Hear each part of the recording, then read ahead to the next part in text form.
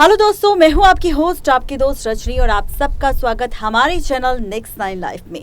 आज एक बार फिर से आपके साथ बात करने वाले हैं WFI के चीफ बृजभूषण शरण सिंह को लेकर। जी हां, बृजभूषण शरण सिंह जिन्हें लेकर इस वक्त सोशल मीडिया पर बहुत ज्यादा बवाल हो रहा है और यहां पर जिस तरह से पहलवान लगातार बीते कई महीनों से बृजभूषण के खिलाफ प्रदर्शन कर रहे हैं, उनकी सिर्फ एक ही मांग है कि यहां पर बृजभूषण शरण सिंह का इस्तीफा लिया जाए और उसे गिरफ्तार किया जाए। लेकिन बृजभूषण शरण सिंह ने उन पर लगे सारे आरोपों को खारिज कर दिया।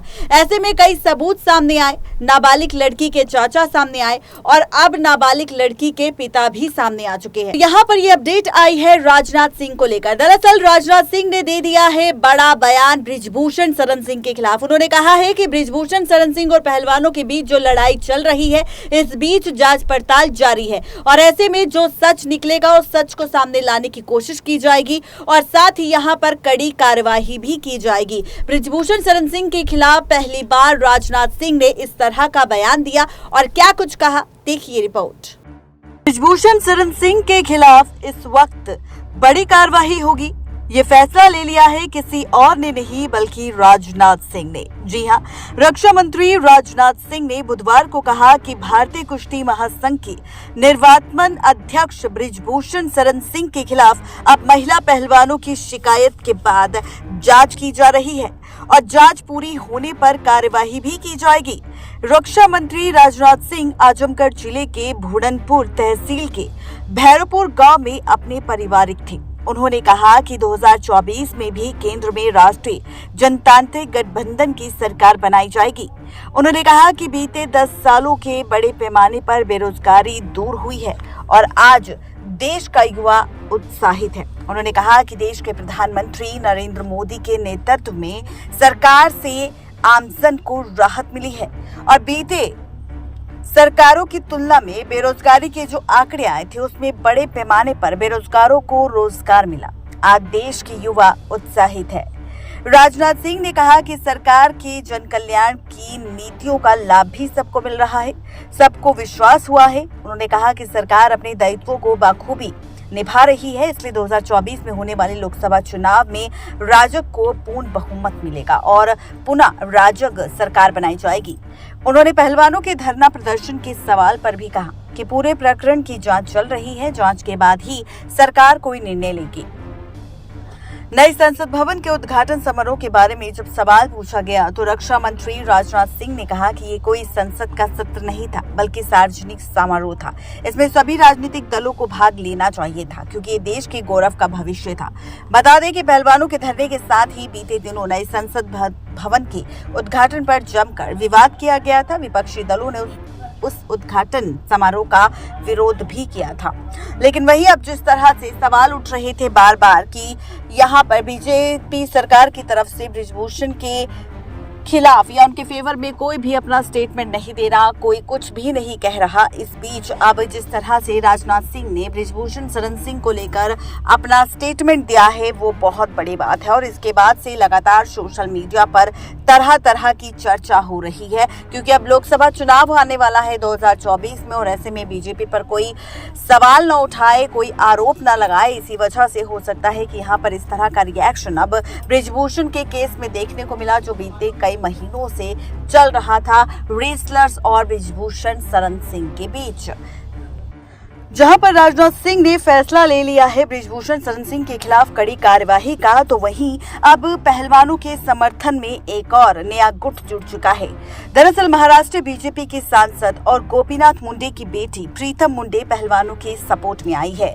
उन्होंने गुरुवार को मीडिया से बात करते हुए कहा कि एक सांसद के तौर पर ही नहीं बल्कि एक महिला के तौर पर भी मेरी उन महिला खिलाड़ियों में दिलचस्पी है। उन्होंने कहा कि जब इस तरह के आरोप लगे तो इस समय जांच होनी चाहिए थी, सच सामने आना चाहिए था। साथ ही उन्होंने ये भी कहा कि सरकार की तरफ से किसी ने कोई कमी नहीं छोड़ी, उन महिलाओं के संपर्क में आना चाहिए था, जो होना चाहिए था वो नहीं हुआ। पश्चिम बंगाल की सीएम ममता बनर्जी भी बृजभूषण शरण सिंह के खिलाफ मोर्चा खोलने वाले पहलवानों के पक्ष में आ चुकी है।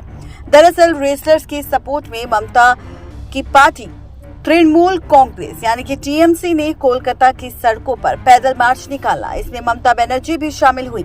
इस मार्च के साथ ही ममता पहलवानों के लिए सड़कों पर उतरकर मार्च निकालने वाली पहली सीएम बन गई। इस दौरान उन्होंने कहा, बीजेपी नेता होने के कारण आरोपी की गिरफ्तारी नहीं की जा रही। ये देश के लिए बहुत ही शर्म की बात है। वो पहलवान हरिद्वार गए लेकिन दोषी की गिरफ्तारी नहीं हुई। गिरफ्तारी की मांग को लेकर हमारा धरना प्रदर्शन यूं ही जारी रहेगा। हमें अपने खिलाड़ियों पर गर्व है। हमने आने वाले दिनों में विरोध जारी करने का फैसला भी किया है। हमने उनसे बात की है।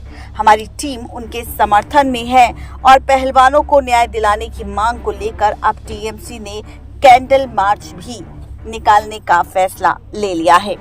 आपको बताते चले कि अब इसी के साथ एक और बहुत ही बड़ी अपडेट सामने आ चुकी है और वो अपडेट ये है कि यहाँ पर जी हां, आपको बताते चले कि जहां पर अभी ब्रिजभूषण शरण सिंह पर पोक्सो एक्ट लगा था, जिसके बाद बहुत सारा बवाल मचा, लगातार सवाल उठे कि आखिर अभी तक ब्रिजभूषण को गिरफ्तार क्यों नहीं किया गया और आखिर ब्रिजभूषण को लेकर बीजेपी का अभी तक कोई रिएक्शन क्यों नहीं आया। तो वहीं ब्रिजभूषण की गिरफ्तारी को लेकर, पोक्सो एक्ट को लेकर जहां पर उस नाबालिग महिला रेसलर ने आरोप लगाया था ब्रिजभूषण पर यौन शोषण का, यौन उत्पीड़न का, तो वहीं अब इसी यौन शोषण के तौर पर अब उसी नाबालिग बच्ची के पिता सामने आ चुके हैं, जिन्होंने साफ सामने आकर ये स्टेटमेंट दिया है कि यहाँ पर जिस तरह से खबरें फैलाई जा रही है वो नहीं जानते थे अपनी बेटी के बारे में, लेकिन जब उनकी बेटी ने सच बताया कि ये सब कुछ जो हंगामा हुआ है ये उसी लड़की की वजह से हुआ है, तब उसके पिता को बहुत झटका लगा।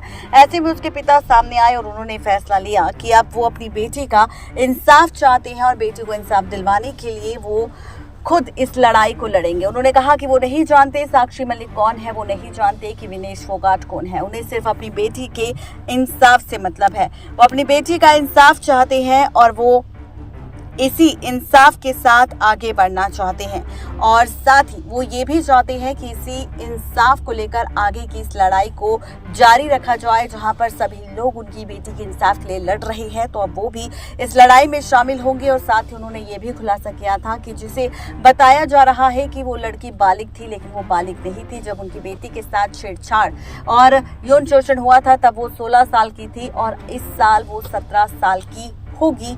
ये खुलासा भी उस नाबालिग बच्ची के पिता ने किया है। नेक्स्ट 9 लाइव की रिपोर्ट।